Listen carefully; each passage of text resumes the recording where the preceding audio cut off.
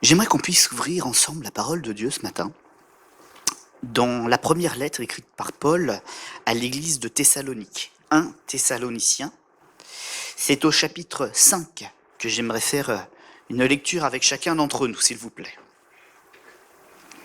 1 Thessaloniciens, chapitre 5. Pour ce qui est des temps et des moments, vous n'avez pas besoin, frères, qu'on vous en écrive. Car vous savez bien vous-même que le jour du Seigneur viendra comme un voleur dans la nuit.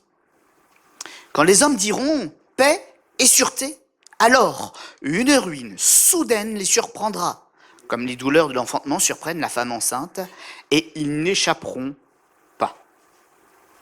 Mais vous, frères, vous n'êtes pas dans les ténèbres, pour que ce jour vous surprenne comme un voleur. Vous êtes tous des enfants de lumière et des enfants du jour. Nous ne sommes point de la nuit ni des ténèbres.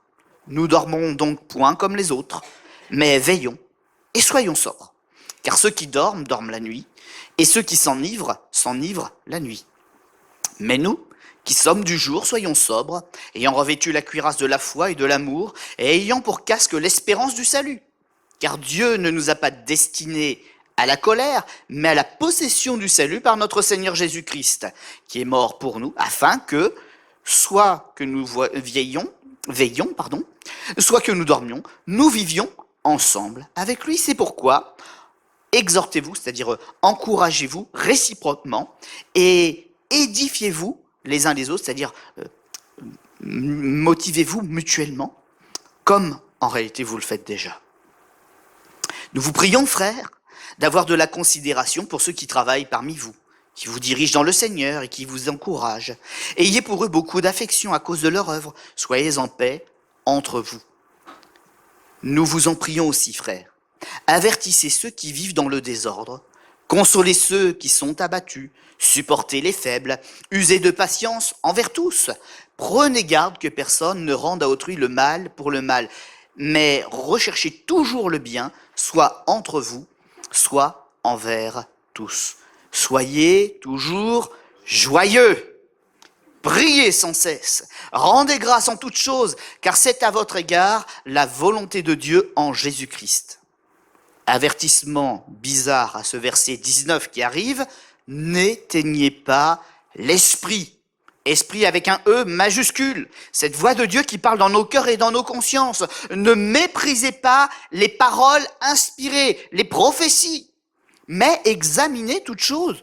Retenez ce qui est bon et surtout, abstenez-vous de toute espèce de mal. Que le Dieu de paix vous sanctifie lui-même tout entier et que votre être, l'esprit, l'âme et le corps soient conservés irréprochables lors de l'avènement, c'est-à-dire de la révélation en gloire de notre Seigneur Jésus-Christ. Celui qui vous a appelé est fidèle et c'est lui qui le fera. Amen.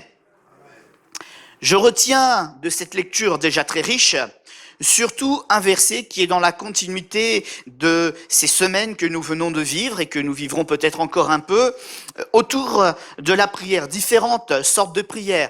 Prière en faveur de ceux qui sont dans le deuil, prière en faveur de ceux qui sont dans la souffrance, prière en faveur de l'unité, prière en faveur de l'humilité. La prière.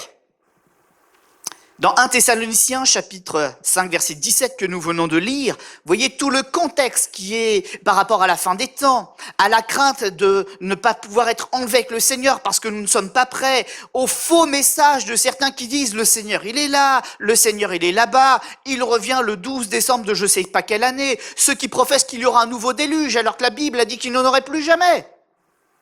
Au milieu de tout cela, priez sans cesse. C'est donc pas anodin.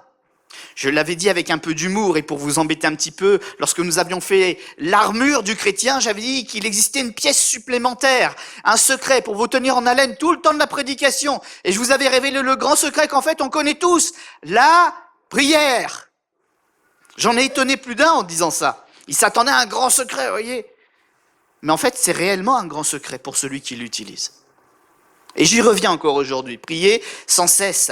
La prière, ce n'est pas que l'acte qui s'arrête à dire « je parle avec Dieu, j'ai un dialogue avec Dieu ». Ce n'est pas que cela. Ça commence par une discipline de cœur qui se courbe devant l'Éternel. On ne vient pas à l'Éternel debout. On ne vient pas à l'Éternel en fanfaronnant. On ne vient pas à l'Éternel en frappant sur son épaule parce qu'il est notre pote. Ne le faites pas non plus avec le pasteur. Merci. Ni le stagiaire, c'est un pasteur. Mais il y a une discipline. C'est plus qu'un dialogue. Nous commençons déjà par courber notre volonté à la sienne. Il est Dieu. Et si à nos yeux et dans notre comportement, il n'est pas saint, il ne pourra pas nous aider à avancer parce que notre cœur est déjà dans la résistance. Ce qui fait que la prière fonctionne premièrement, donc, c'est cette humilité de reconnaître qu'il est Dieu et que nous ne sommes que des hommes. C'est la bonne position, la position sage et intelligente qui nous permettra véritablement d'être au bénéfice de chacune des paroles qui sortent de sa bouche. L'homme ne vivra pas de pain seulement, mais de toute parole qui sort de la bouche de Dieu. Être bien nourri, c'est bien. Moi, j'aime bien. C'est peut-être l'église de Saint-Brieuc, celle qui m'a le plus béni dans le domaine. Mais il faut, pour que l'homme soit bien alimenté, que les paroles de Dieu, pain du ciel, nourrissent son âme chaque jour. Ainsi l'homme est véritablement fort dans son corps et dans son esprit. Discipline du cœur, discipline qui permet de maîtriser nos pensées également. Parce que comme nous l'avons entendu dans la parole inspirée qui a été apportée par notre sœur Béatrice il y a un instant, effectivement, il y a une multitude de pensées qui viennent et déferlent sur nos vies, dans nos consciences, à chaque instant. Alors que nous venons à l'église, des mauvaises pensées peuvent être là. Alors que nous sommes assis sur notre chaise, sans être des mauvaises pensées, des choses peuvent nous dire, comme le disait Terence avec un peu d'humour, il y a le poulet dans ton four, ou le rôti, et tu y penses, et ça défait ta concentration de la parole que l'Éternel veut mettre dans ton cœur pour te rendre fort. Il n'y a aucun culte, il n'y a aucune réunion qui soit anodine. En toutes circonstances où Dieu est présent, Dieu veut nous rendre forts. Dieu veut nous arracher de la puissance de l'enfer. Le mot enfer n'est pas dans la Bible, mais vous m'avez compris, il est populaire, donc je l'utilise. La GN. Il n'y a pas de petite réunion. 2 ou 3 assemblés dans le nom du Seigneur, c'est la gloire de Dieu au milieu d'eux. Et ton Dieu ordonne, dit l'Écriture, que tu sois fort. Aussi quand tu le rencontres, il te donne ce pouvoir. Mais si tu viens en pensant à autre chose, ça ne marche pas. Si ton esprit est maintenant bien disposé, ta prière sera puissante et efficace.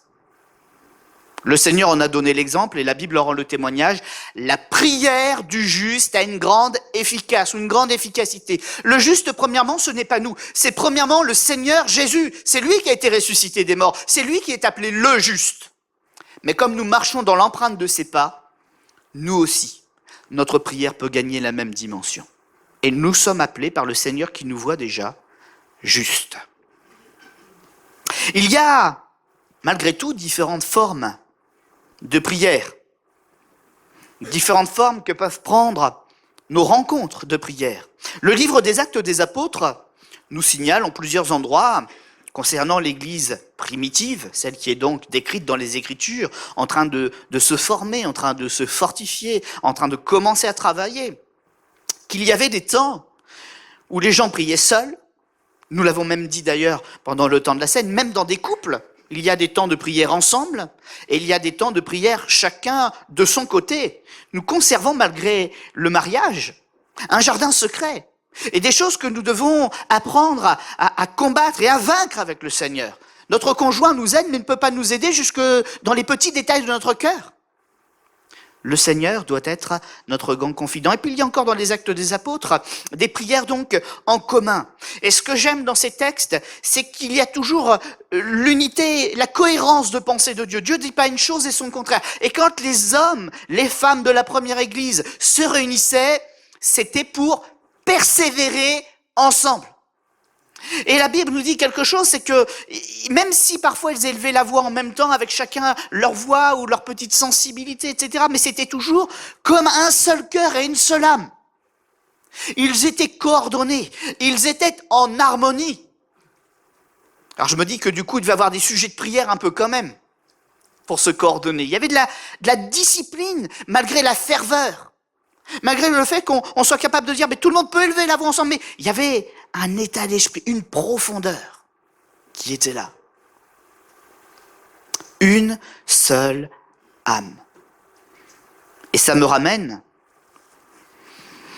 à cette notion d'unité. Cette notion de cohérence, d'harmonie entre tous les croyants. Alors on peut citer plein de textes, je ne vais pas le faire, c'est pas le but. Mais finalement, nous n'utilisons pas le plein potentiel de la prière. Je vais dire que dans 95% des cas, nous prions pour nous-mêmes. Seulement ceux qui sont un peu plus avancés ont aussi compris l'importance de la prière d'intercession. Et dans leur maturité, peut-être même le Seigneur leur en a confié le service. Ils prient un peu pour eux, mais ils prient tout le reste pour les autres. Parce qu'ils sont conscients de l'urgence, du mal qui nous ronge, nous détruit, et du moment où ce Seigneur va venir, parce qu'il vient, le Seigneur. Et il vient bientôt. Bientôt, le mot peut même être traduit par soudainement.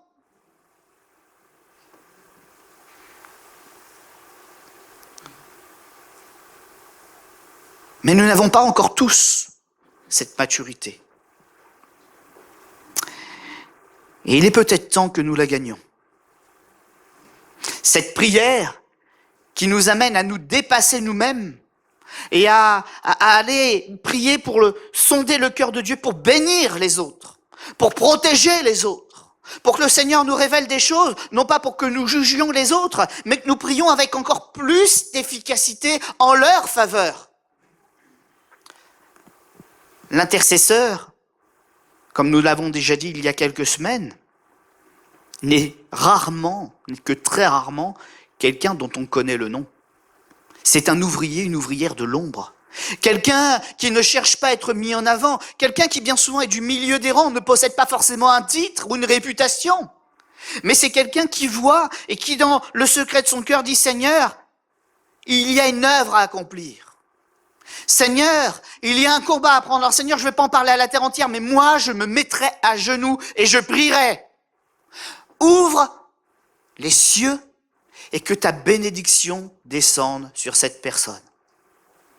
Que ta grâce l'environne, qu'elle se convertisse, qu'elle se donne à toi. » Mais il y a ce pouvoir dans la prière. La Bible nous dit que la parole de Dieu est capable d'infléchir même le cœur des rois, que leur volonté est dans la paume de sa main, comme un petit peu d'eau qui ruisselle, et c'est lui qui contrôle, même la direction des fleuves. Notre prière est comme un fleuve de l'esprit, elle est connectée à ce fleuve. Elle a une grande puissance.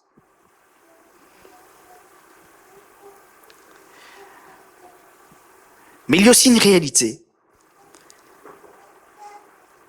C'est que parfois nous sommes tentés d'utiliser cette puissance pour forcer les choses. Mais nous devons rester à notre place, être vigilants.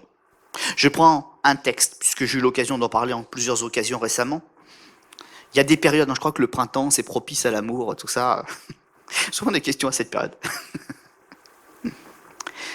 Parfois lorsque nous avons des révélations, au lieu de nous tenir à notre place, nous avons envie de devenir un peu l'artisan de ce qui nous a été donné. Et de dépasser le stade de la prière pour être un petit peu aussi l'artisan de certaines choses. La Bible dit, par exemple, lorsque le Seigneur nous met à cœur que deux personnes vont se fréquenter ou se marier, c'est pas à nous d'intervenir. Nous devons être bienveillants, surveiller que ça se passe bien. Si nous voyons une difficulté, peut-être aller donner un petit conseil.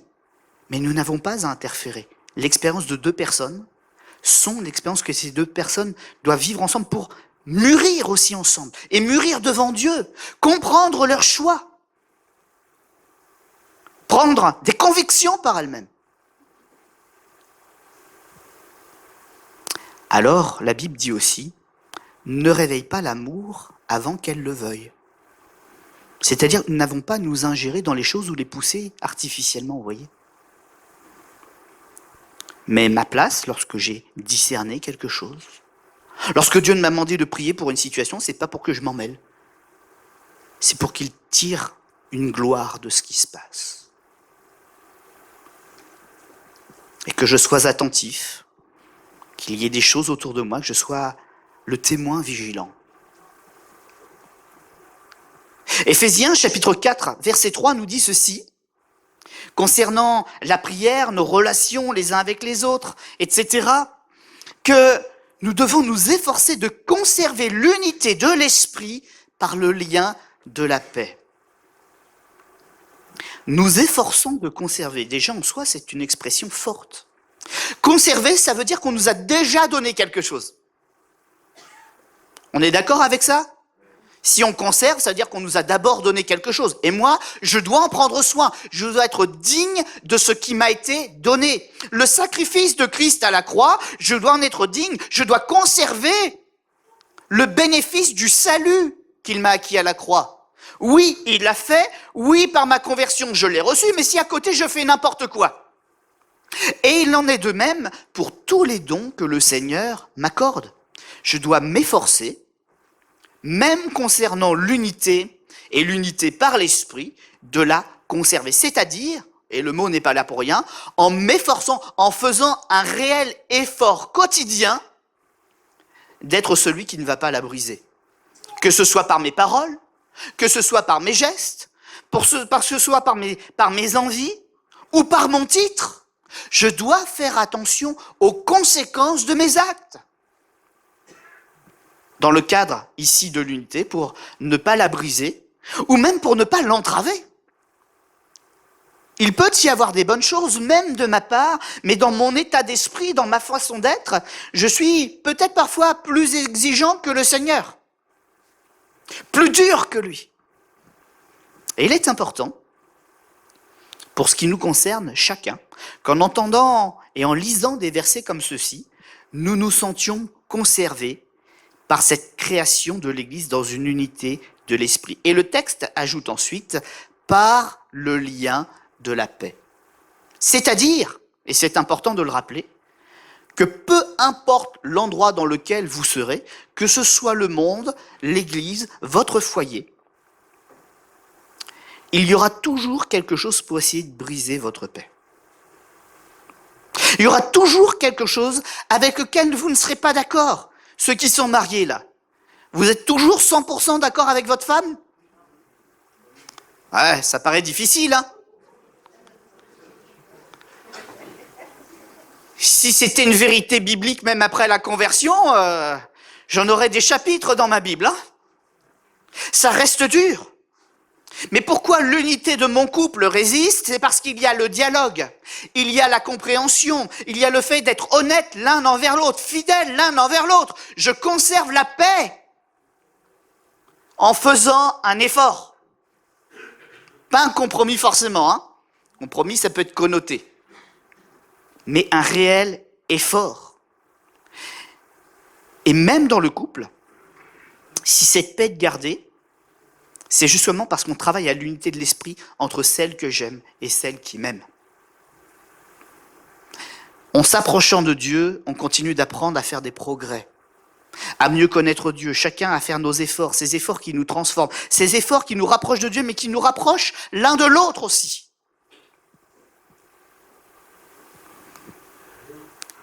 Est-ce que notre Église est encore de ces églises qui a le courage de faire des efforts dans son couple, dans son service, dans ses relations mutuelles avec ceux et celles qui sont présents, afin de continuer de garder ce lien de la paix qui nous a été offert. L'unité donc, c'est un don de Dieu à ceux qui ont cru en son sacrifice et ont reçu son pardon. Elle est réalisée par une action surnaturelle du Saint-Esprit. Mais ensuite, si le Saint-Esprit est toujours présent pour nous aider, il y a aussi notre effort personnel, quotidien, à y ajouter. Et nous sommes invités à cela. L'entendions tout à l'heure, et c'est vrai. L'effort se situe surtout, principalement, premièrement en tout cas, dans la purification de nos pensées. La Bible parle du péché non pas comme quelque chose qui... Comment dire ? Le trajet du péché, ce n'est pas de passer dans nos pensées des mauvaises pensées, on en a tous. C'est pas là-dessus que nous sommes coupables. On a toujours à lutter contre ça. La Bible dit, le Seigneur ne nous tient pas coupables d'avoir de mauvaises pensées.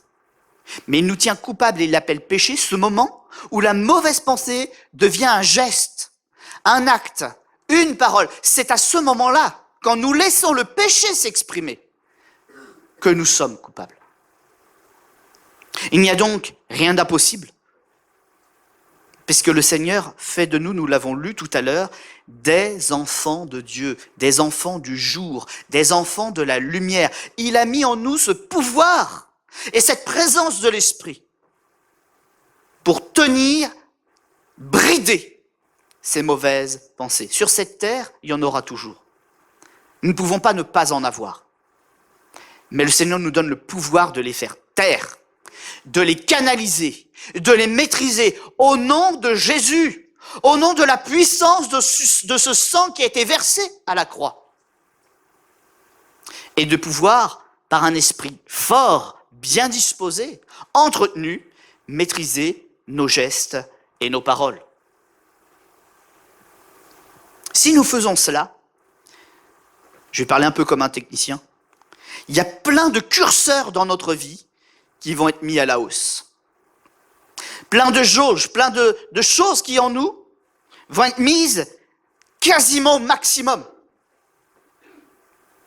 Notre capacité à aimer les autres va augmenter. Parce que si je comprends à quel point le péché a une influence sur moi, à quel point je comprends que tous les jours, moi-même, je suis amorcé et que c'est dur de se battre contre ça, je vais avoir davantage de compassion et d'amour pour celui que je vois dans son péché. Et je serai capable d'aimer celui dont hier je me détournais. Oh, il n'est pas assez bien, lui. Mais si je comprends à quel point, en étant honnête envers moi, le péché est puissant, à quel point c'est dur de lutter, je vais peut-être changer d'attitude maintenant et essayer de l'épauler un peu plus pour que dans sa détresse, il ne soit plus tout seul à se débattre, source d'ailleurs de ses chutes encore à venir. Mais parce que j'aurais choisi, avec ce nouvel amour, d'aller à ses côtés pour le soutenir. Comme un ami, j'entends. Peut-être comme un frère, d'ailleurs, un jour. Mais dans son épreuve, sachant qu'il n'est plus seul, lui-même retrouvera un peu de dignité et il continuera de se battre pour gagner.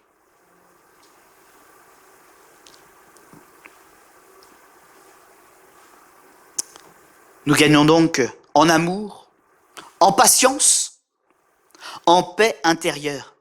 Parce que même quand on commet des erreurs, si on sait qu'on est sur le bon chemin et qu'on a l'approbation de Dieu, il n'y a plus personne qui peut nous déraciner de ce chemin-là. Et ça, c'est important de le savoir. Dieu n'a pas appelé des parfaits, il n'a pas appelé des gens qui sont nés justes, il a appelé des pécheurs pour les guérir de cela. Et quand nous sommes dans cette volonté de Dieu, quand nous sommes dans ce travail de Dieu, il en tire toute sa gloire, il se réjouit de ce que lui et nous, on est ensemble sur le même chemin. Et il nous emmènera jusqu'au bout, c'est sa promesse.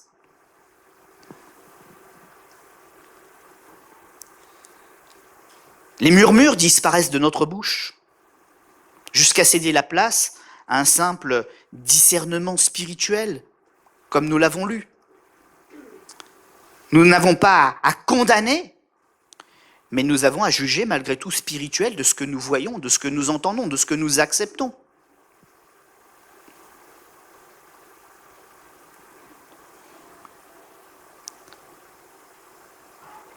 Nous sommes vigilants.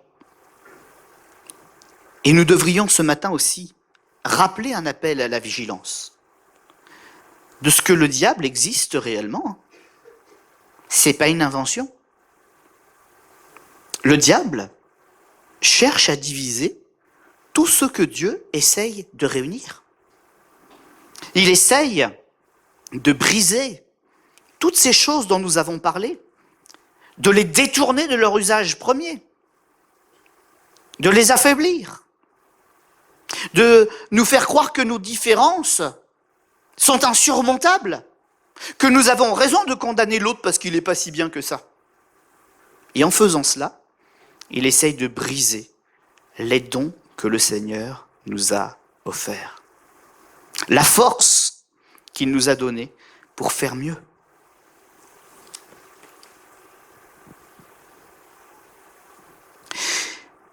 On va faire quelque chose, si vous le permettez ce matin. Ceux et celles qui ont la capacité, et qui le veulent bien sûr, de se lever à leur place, est-ce que vous voulez bien le faire ? On peut se lever à notre place, s'il vous plaît. Vendredi soir, j'ai demandé quelque chose de particulier à ceux et celles qui étaient présents. Je vais le refaire ce matin. On va prendre la main de son voisin, de droite et de gauche. Si ce n'est pas possible, changez de rang. Vous avez le droit ce matin, c'est pas du désordre. C'est du désordre organisé. Le pasteur est dans l'affaire. Et je crois que le CA et le conseil spirituel aussi, je pense. Voilà. N'ayez pas peur. Et avant de dire quelque chose en plus, simplement, je vais vous mettre cette pensée sur votre cœur. Est-ce que vous connaissez la personne à côté de vous ? Dans certains cas, oui, et dans d'autres, pas du tout. Mais réalisez une chose. La personne dont vous tenez la main, alors que vous ne le savez pas, elle est peut-être dans le deuil ce matin. Elle a peut-être été trompée par son mari la semaine dernière. Un converti, dans ce cas-là, j'espère, mais j'espère pas du tout qu'il y ait ce genre de choses, mais le monde est le monde.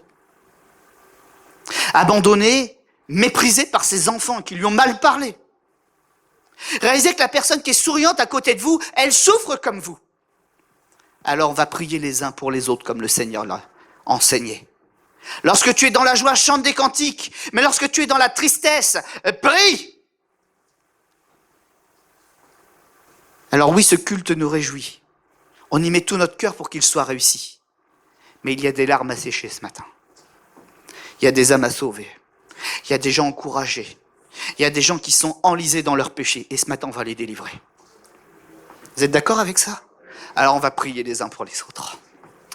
Tous ensemble, élevons notre voix et bénissons pas notre propre vie, bénissons celle du voisin. Au nom de Jésus, qu'il y ait une action puissante et particulière de l'Esprit ce matin. On le sentait déjà dès le commencement de la réunion, déjà dans l'intermède de la prière à 9h45. On sentait qu'il y avait un appel de Dieu à se rejoindre, un appel de Dieu à prier les uns pour les autres, à vivre quelque chose ce matin, non pas provoqué artificiellement, mais parce qu'il y avait un appel de Dieu qui voulait agir au milieu de nous, et nous voulons le croire. Des paroles inspirées sont montées. Et même si nous ne connaissons pas toutes les situations, je sais que c'est certains, alors qu'ils même ne nous ont jamais parlé, ont entendu que Dieu les connaissait au travers des propos que nous tenions. Et Dieu ne parle pas pour rien. Dieu parle pour sauver. Dieu parle pour guérir. Dieu parle pour réparer. Dieu parle pour que nous soyons meilleurs et que nous puissions repartir avec lui. Alors au nom de Jésus, en invoquant son sang qui a coulé à la croix pour nous offrir la victoire et le pardon de nos péchés, nous lui demandons d'agir. Sois libre, Seigneur, au milieu de nous. Souffle de ton esprit. Cette main que nous tenons, c'est une main que nous voulons bénir. C'est une personne que nous voulons apprendre à connaître. C'est une vie, Seigneur, que nous te présentons pour que cette vie soit victorieuse au nom de Jésus. Alléluia, Seigneur. Cette pratique peut sembler bizarre. Cette pratique peut sembler farfelue. Mais des fois, il faut dépasser nos préjugés pour trouver les vraies réponses qui nous manquent. Si nous n'abaissons pas, au moins dans une église, devant ta face, les protections, les verrous que nous mettons sur notre cœur, nous ne pourrons pas avancer. Nous ne pourrons pas découvrir les choses nouvelles qui sont en toi. Ce matin, c'est un acte de foi. Ce matin, c'est un acte d'obéissance. Ce matin, c'est la découverte de quelque chose de nouveau pour nos cœurs. Il faut renoncer afin de pouvoir être emmené plus loin par le Seigneur. Manifeste-toi, s'il te plaît, Seigneur, au milieu de nous. Que ta bénédiction, Seigneur, et celle qui découle de l'enseignement que nous venons de partager, puisse entrer désormais dans chacun des cœurs, chacun des esprits, que celui qui est dans le deuil soit consolé, que sa famille soit touchée, que celui, Seigneur, qui est dans la peine, parce qu'il a vécu du harcèlement au travail, soit relevé par le Seigneur qui l'aime, que cette personne sache que si elle est humiliée dans un endroit, ici, Seigneur, sa cause est entendue et défendue dans la prière et dans l'intercession commune. Si elle ne fait pas partie du monde et si on la méprise dans le monde, dans l'église, cette personne est la bienvenue. Si nos enfants, Seigneur, se détournent de nous, et s'il y a des gens qui nous ont fait du mal, ou si nous-mêmes, Seigneur, nous nous sommes déçus de nous-mêmes par notre attitude, il y a un pardon, il y a une grâce ce matin que tu veux nous accorder. Alors au nom de Jésus, nous déclarons la victoire sur tous ceux qui, dans ce temps, ont choisi d'accepter que Dieu commence une œuvre nouvelle en eux. Manifeste-toi, Seigneur, manifeste ta grâce, et qu'au nom de Jésus, si notre visage était abattu, qu'il soit relevé. Si nous avions perdu notre dignité face à quelque chose qui avait triomphé de nous, eh bien au nom de Jésus, tu nous rends cette dignité et le pouvoir de vaincre le péché qui nous environne si facilement. Seigneur notre Dieu, par la foi, nous te disons déjà merci et Amen pour l'œuvre que tu as débutée ce matin au milieu de nous. Amen.